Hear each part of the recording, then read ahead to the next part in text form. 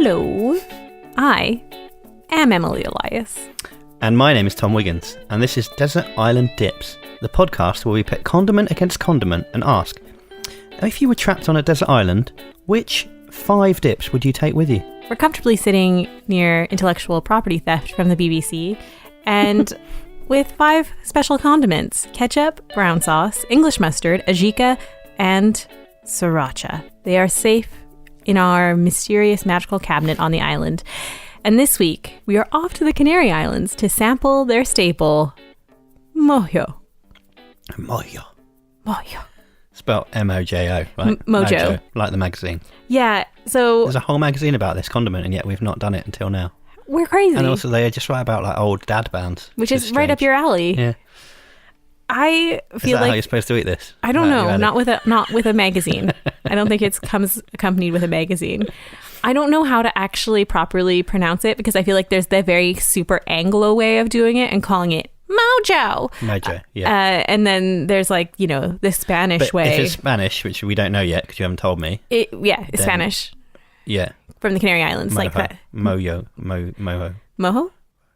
Mojo. Yeah, it was sort of like an H sound, yeah. Friends, I apologize for my aggressively incorrect accenting that will be throughout the rest of this episode as I flip-flop back and forth of saying Spanish words horrendously wrong. But hey, that's why you've come to Desert Island Dips. I think that there's a line, isn't there, with pronouncing words from Spanish languages that you can say Ibiza if you want, but everyone else will think you're a dickhead. Mm-hmm. So Ibiza is fine. So mojo is probably fine. But Ibiza is not fine. Well, no, because that's not how you pronounce it. But that's how Americans say it. Do they? Yeah. I thought they said Ibiza. They pronounce it like a hard Z. Oh, idiots. Ibiza. Yeah. No. Going to Ibiza. Have they never listened to the Venga Boys? No. Idiots. Guess Again. Not. While we're doubling down on that, shall we discuss what this condiment is made of? Have you ever heard of it before? No. Okay, so this has come to us. Where can we get it?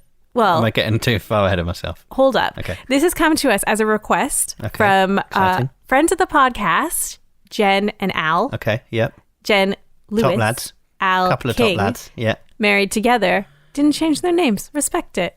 Jen went so far as to buy 2 bottles of this and put it in the post to me, asking if we would consider it as a desert island dip condiment after her holiday in the Canary Islands. I was going to say, she is from Macclesfield, right? Or lives in Macclesfield, which is not in the Canary Landlocked Islands. Macclesfield.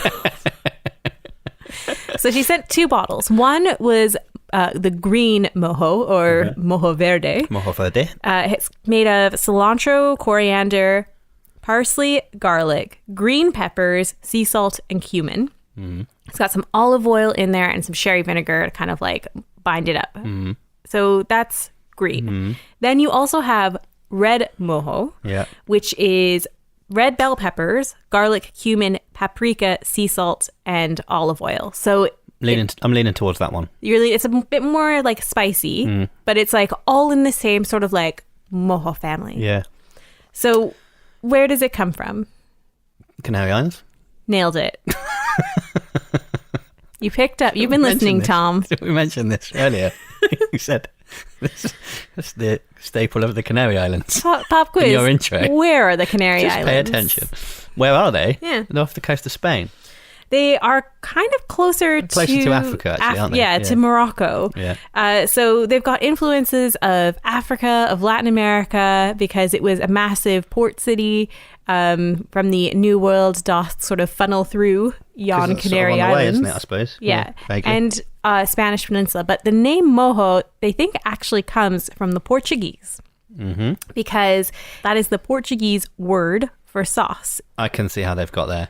Yeah. So I think that's kind of the idea. And apparently early Canarian settlers came from the nearby Portuguese island of Madeira. Mm-hmm. And Lisbon was quite a very important port in and out to America, South America. So they probably would have gone past the Canary, or very close to the Canary Islands on the way. So, you know. Yeah. Influenced by the fact that it is from a sort of a port like a port series of islands. Like it's not really one port city. It's like a series of islands that had large ports on them. Yeah. Now, this dish is mainly eaten with potatoes. Okay.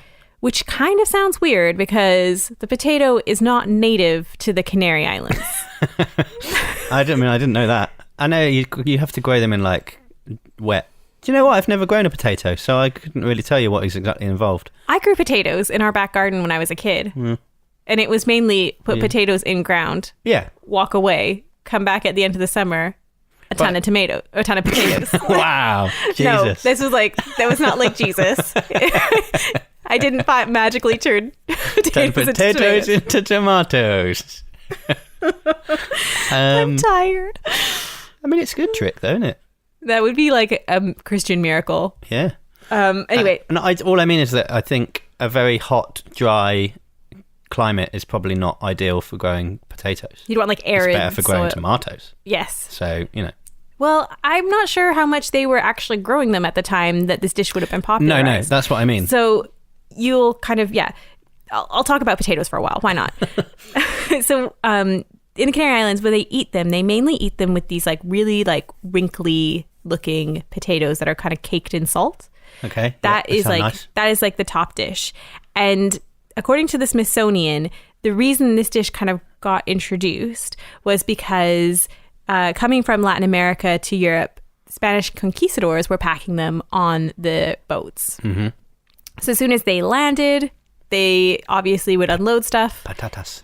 And your patatas would be a part of the cargo that they would then sort of like redistribute and figure out as they were sailing on towards Spain. So this counteracts the very Anglo claim that in the 1580s, Sir Walter Raleigh or Sir Francis Drake introduced potatoes to England. And that was the first time that they had ever been introduced. Yeah. Historians have actually found that they came to the Canary Islands first, and there's a record that says the first potatoes arrived in Tenerife in 1565. Imagine being there on that day. You wouldn't even know that you were witnessing history. Like, what the hell is that? Yeah. Why is it all muddy? What are these weird earth nuggets? And to like the idea that, because they've changed the world, right? Potatoes. Oh yeah. And it's sort of not knowing what was basically in store for you. You wouldn't know if it was like fateful day. You wouldn't know if you were to eat it, if it was just like rocks. Like, what's going on here? It's a bag of dirt. Munching it like an apple. Yeah. Yeah. Probably not, because that's disgusting. No, I think they very quickly figured out that they needed to boil the patatas to make it. So the way they would do it is they would go and get a bunch of sea salt or seawater, and they would put it into a pot. And if the potatoes floated to the top, they knew that they had enough salt in the water for them to be boiled and to get this sort of like delicious potato wrinkly skin. Yeah. So that was their test, was like a potato witch. Yes, like a potato witch. She floated to the top and was... Because if you float, you're a witch, and then they hook you out and they kill you. And if you don't, then you drown. But they were like, well, they were innocent, but they're dead now. So it was a Witch 22 situation. Yes, a Witch 22 situation coming soon to a theatre near you. Well, that's good. I mean, this is a better use for that test. Yeah. I think, than killing women. Have you ever had these potatoes before? They're called patatas arrugadas. Arrugadas? It's great. Wrinkled potatoes is what it translates to. I'm enjoying the pronunciation. Papas arrugadas. Have you ever tried them? How'd you spell it? Arrugadas.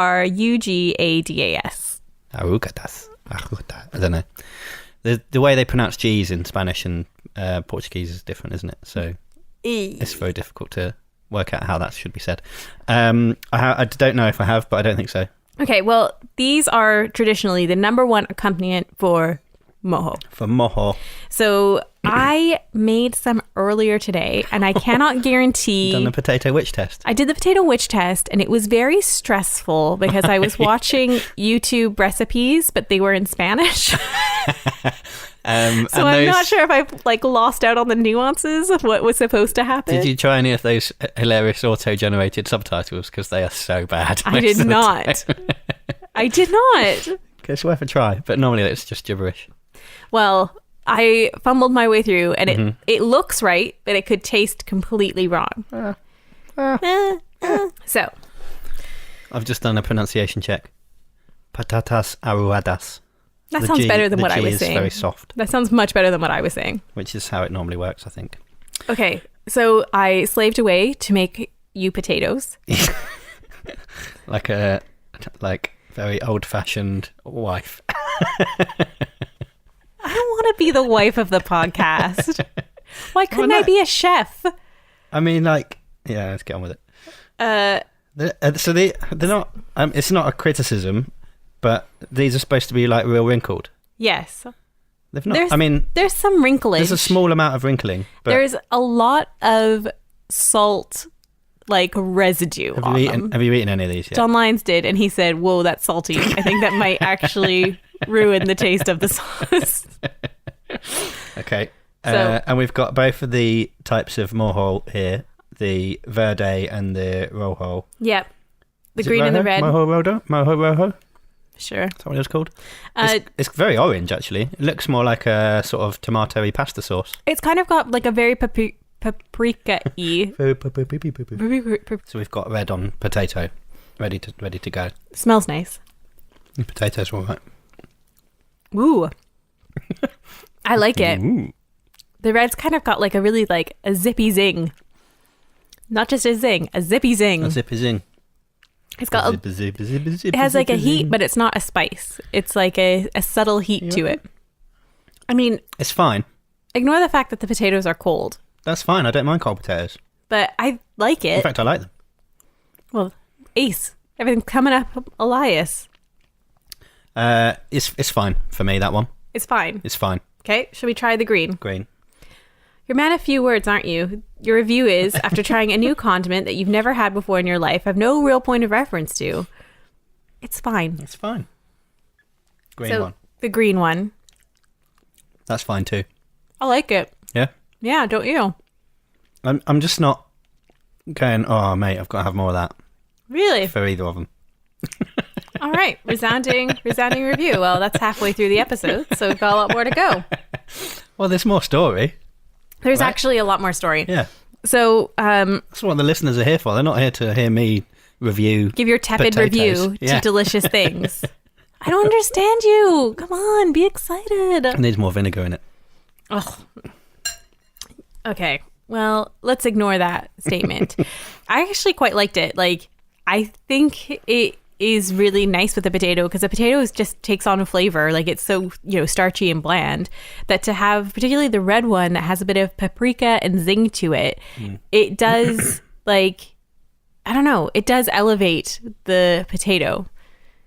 I think you're going back for more, so that leads me to believe I should just continue talking. Yeah. I decided I was going to try to figure out if there's somebody who is making mojo in the UK. Mm-hmm. So I sent some emails, Tom. Who was the guy, the curry sauce guy? Alan. Yeah. I didn't consult Alan on this. No, but have you found a mojo Alan? A mojo guru. Yes. Nice. Would you like to meet him? So my name is Gerard Rodriguez. I'm from Canary Island. What I do is I make the original mojo picon. It's a typical sauce from Canary Island. Doesn't matter which island you go, everyone have the mojo picon. So on all the islands, in the Canary Islands, mojo piquant. They've all got a mojo. So the red, but he said mojo piquant, which would be the red one. So there are different types of mojo, clearly. The most dominant, there's like very different like varieties and whatever. The two Yeah. traditional ones are the red and the green. That is like the brand dominant. Yeah. But yeah, he makes actually 7 different types of mojo. Oh, okay. So Harrier is living in Cornwall. He is my absolute mojo guru on this. And I asked him like, hey, what is the culture of like mojo like in the Canary Islands? Is it like every family has their own secret recipe and will like go to the grave and they'll die for it? And he was like, no. Canarians are super warm and welcoming, and they are very happy to share their recipes with anybody. Each family will kind of make their own that has their own like Little twist. yeah, like Yeah. some may like it spicier, so they'll have more paprika, or Yeah. some may like it more garlicky. And there's different variations from family to family, but they eat it like every day. every day. This is like ketchup for us, so we use it with all kind of dishes. So traditional way, we use the red one more with meat, and the traditional papas arrugada. This is the Canarian baby potato with the salty skin, and the green one we use it more with fish and seafood. So if you have the family to dinner or barbecue, whatever, normally we make homemade. But it's 2019. It's a busy life, so too many people buy from the supermarket, but it's not the same. But it's not bad. So. It's just that's just the realistic position that condiment fans are in 2019, as he says. Yeah.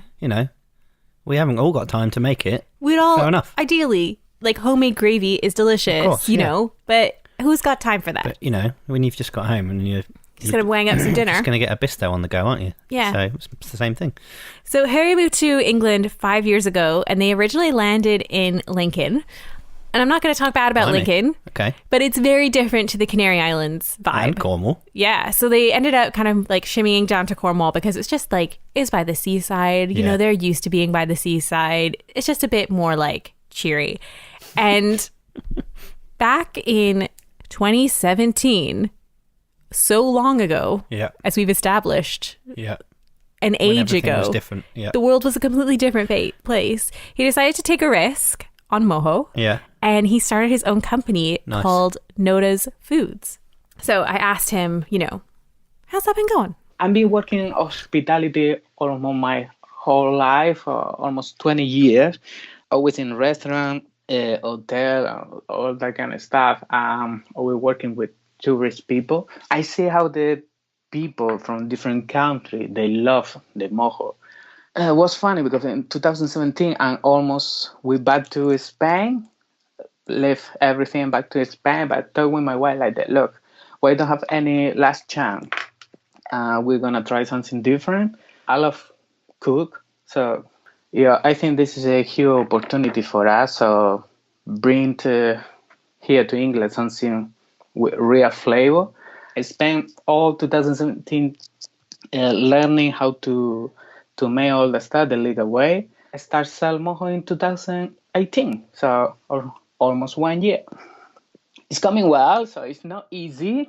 I'm going to be honest, but it's coming well. So I have a couple of regular customers. Some places interested working with the mojo. I have a couple of deli shops as well. So it's coming slowly, but it's coming well. I like this guy. Yeah, don't you? He's great. He's a condiment good guy. Yeah, definitely. Yeah. So I like his little sly dig at English food as well. It's like, I wanted to bring something with some flavour. But it's kind of a fair point. Like, he knows that he's going up against the big boys, right? Like, he's going up against ketchup and mayonnaise, but he's like trying. He's trying to bring a taste of holiday to your dinner plate, and there's something really admirable about that. He's trying to make this pitch of like, hey, it's not something that you need to use every day, but try it. But they do. He said it's like they ketchup do. to them. They do, but like here in England, just give it a try. What's not to like? So I asked him if he could give me like his total sales pitch for mojo. For me, it tastes holiday.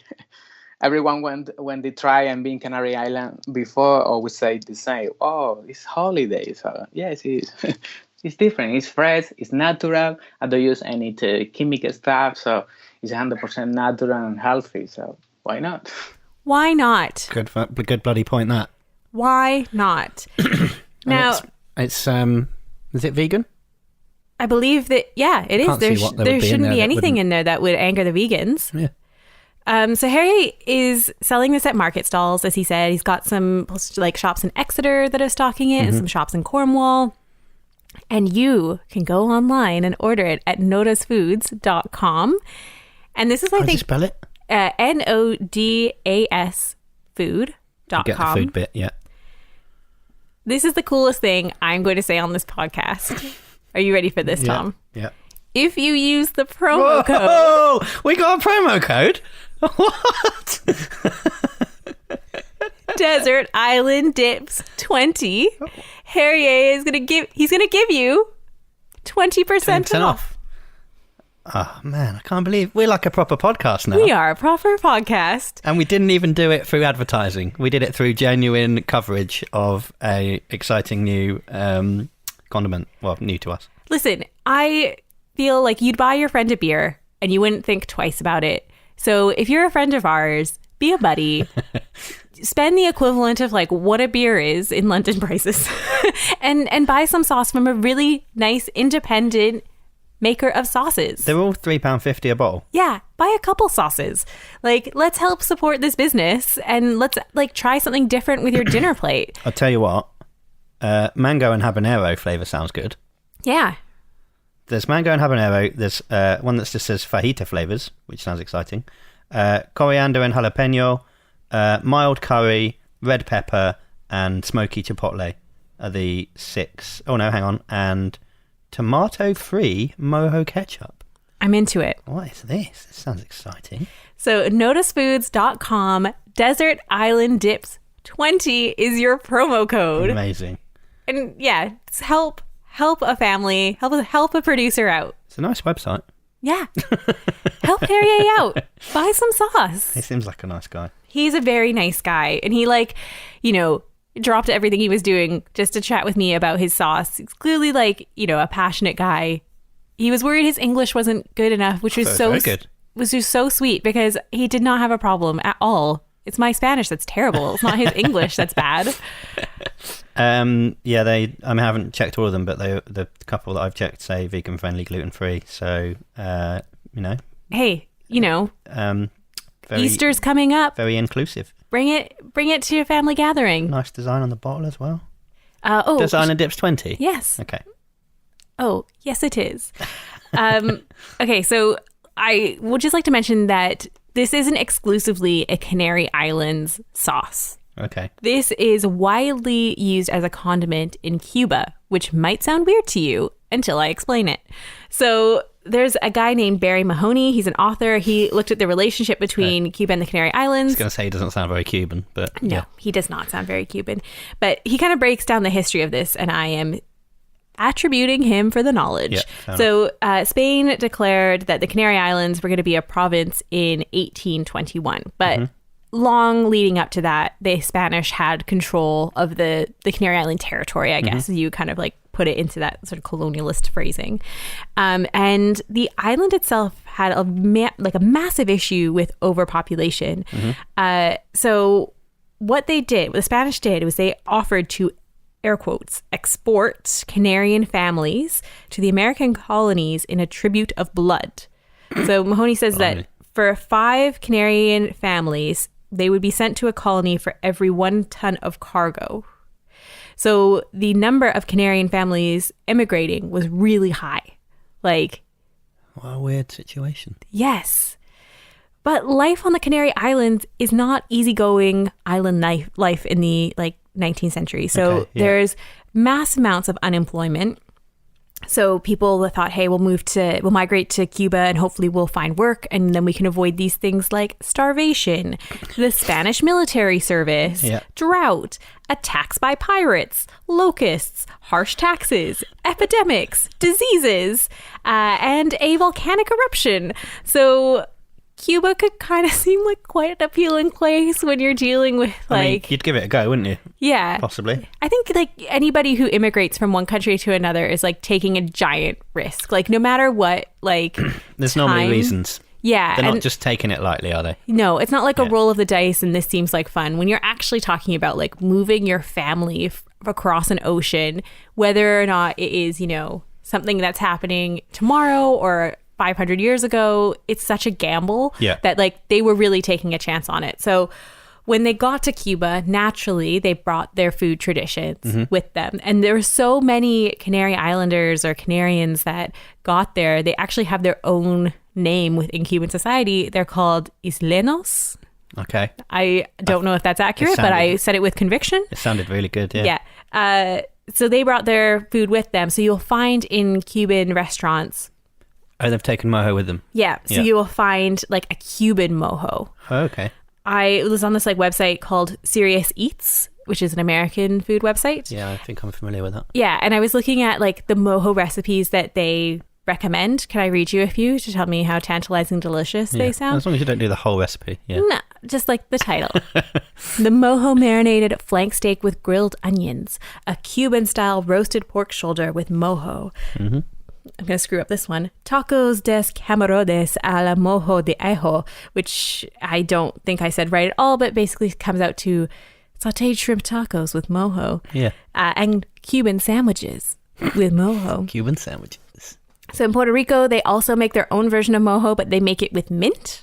Okay. Well, you know what? And they eat that with fried plantains. I feel like the green one Verde. wouldn't be crazy if you added mint to it. No, it would. So, you could see it. Yeah. So Hooray, our Canary Island brother / noticefoods.com. Yeah. I asked him like, hey, what would be on your top 5 desert island Okay. list? Right. And since he's the authority on mojo, Yeah. he said... So you just picked 5 different types of mojo. Well, I encouraged him not to, but he was like, no, they're very different. So he Okay. said, the Cuban version, Okay. because you'd want to have something to marinate your meat with. Yeah. And because like the Cuban version is different because they incorporate orange juice, lime, and some oregano as well. So it Okay. kind of makes Yeah. it more marinade feeling. Yeah. Then he said mojo chipotle, Yeah. guacamole, mayonnaise. But then he said you could add mojo to it and make mojones Mojones. Yes. and barbecue sauce. Okay. Yeah. So I don't know. I'm into it. Yeah. I kind of think that like I've had mojo before, but I didn't know that I was having it. You Like didn't know you mojo. I didn't know I was mojoing. Because when you go out to Have you been to the Canary Spain, Islands? I haven't been to the Canary Islands, but when you go out in like like Spain and stuff, Yeah. and you sometimes get like tapas with like Yeah. little condiments to them, and you don't really know what it is, but you Yeah. know it's delicious. I'm thinking maybe I've had it before, and I just didn't know what the name of it was, particularly with like the red. The red mojo. one is not like The paprika. massively different to sort of tomato-y type sauce that you might get with Some bravas. patatas bravas, Yeah. for example. So there was like a weird controversy with Twitter. When isn't there? That it stormed. It was a storm Yeah. in Catalan Twitter. Yeah. Catalan-based Twitter. I don't know if that's a thing. It probably Hashtag is. Catalan Twitter. Everywhere's got one, hasn't there? Yeah, well, apparently there's a souvenir shop in Barcelona, and they were selling like a 3-pack of condiments, so you could like take them home on your holiday. Yeah. And under like the Barcelona sort of like logo, Mm. it said it had mojo in the thing, claiming it was a Catalan food. Sorry, I'm not having that. No, and somebody from the Canary Islands, I think they were from Canary Islands, tweeted, and there was a whole bunch of Spanish that I couldn't understand, but you could tell it was angry Spanish. They were not happy with them trying to claim mojo as their own. I don't think they wanted to claim it. Like they're secure with who they are. They don't need mojo. And the Canary Islands is like, you can't have it. That's It's ours. Yeah, it's like fair turf enough. war over condiments. But I mean, I don't know what would be in that little threesome, that little condiment threesome. But maybe they do have to borrow from other Maybe make it territories. a 2-pack. Make it a 2-pack. Make it a 2-pack instead. Yeah, that'll solve it. Simples. I mean, you could make it some original Catalan aioli. That would solve the problem. But Boom. You're done. as we know from It's not last stable. episode, it's not very stable. Not gonna so- travel well. Exactly. It would be very separated, I think, in the bottle. Do you know the guy Guy Fieri? Is that somebody who's come into your cultural food watching the on like television? eating challenge man. No, he's not the eating challenge man. He is the diners, drive-ins, and dives man who has like peroxided spiky hair. Yeah, I can see him in my brain. And has like I don't really know who he is. he or would what wear does. like shirts that have flames on it, yeah. and he is the self-proclaimed mayor of Flavortown. It sounds like a knob. Yeah, top Top description. So anyway, he is opening a chicken finger chain restaurant. knob. Chickens don't have fingers. Somebody needs to explain to this man what a goujon is.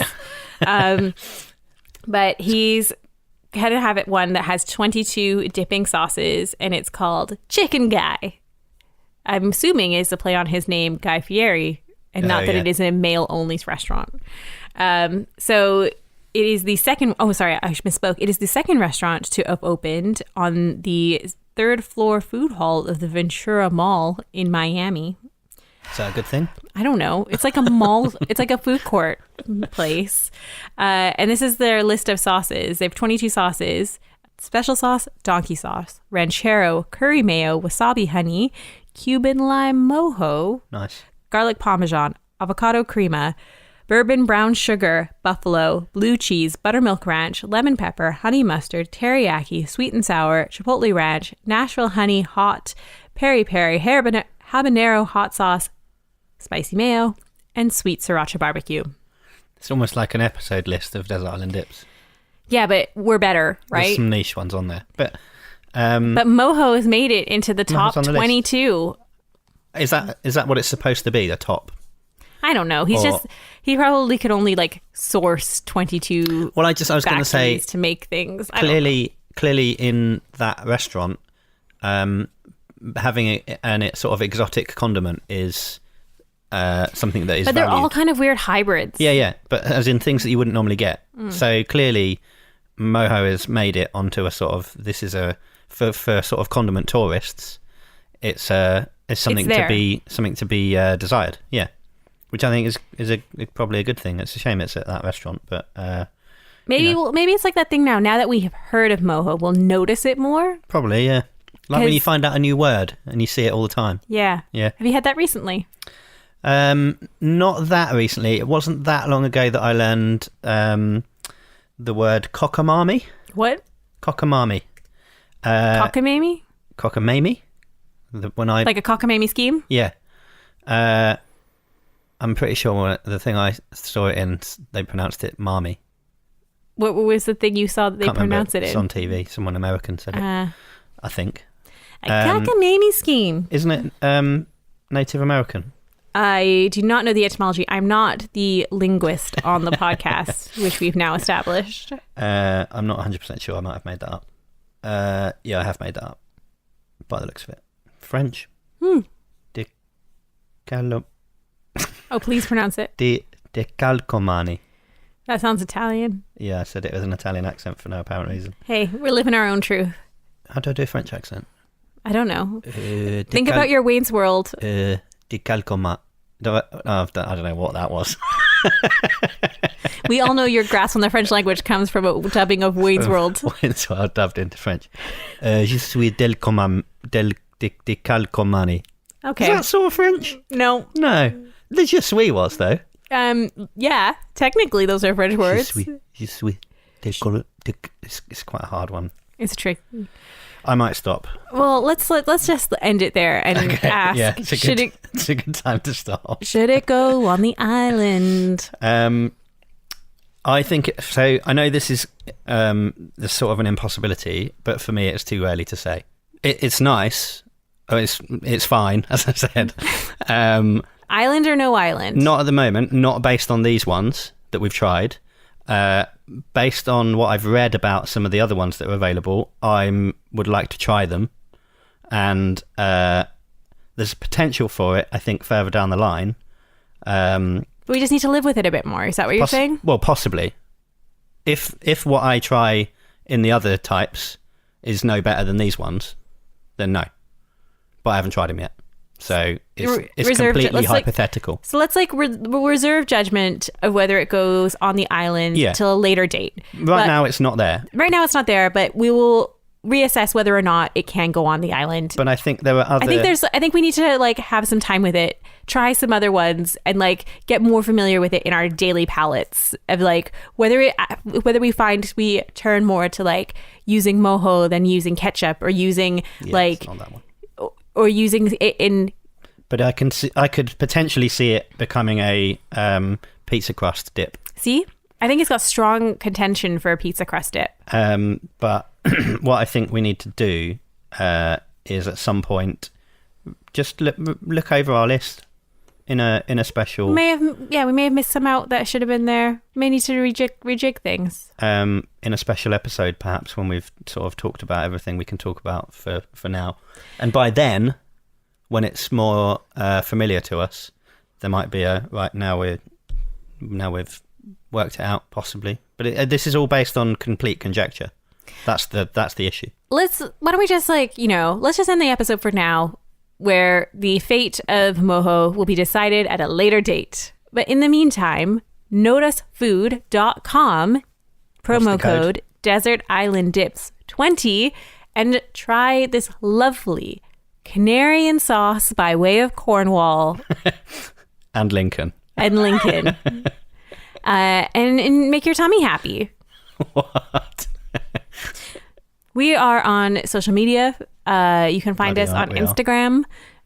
Loving it on the Instagram. You're loving it on the Instagram. Everybody's on Instagram at Desert Island Dips.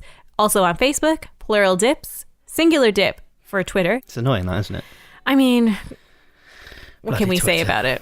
And I've got an email address all linked up, desertislanddips@gmail.com. Send us your questions, comments, feelings of injustice, Moho reviews. and your Moho reviews. After you've used your code.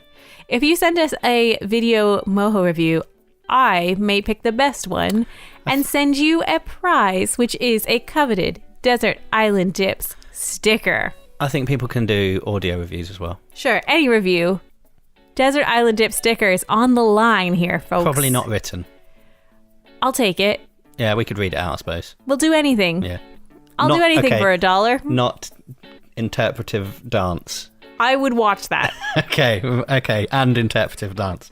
All kinds. Any review. All kinds of reviews. Right. And I will send you a Desert Island Dips ketchup label sticker. I think that's worth having. Yeah, for your best one. Defo. Thanks very much for listening, people. We will see you again. Well, we won't see you. We will. You You will hear us more than anything. we will attack your eardrums at a later date. Goodbye. Bye.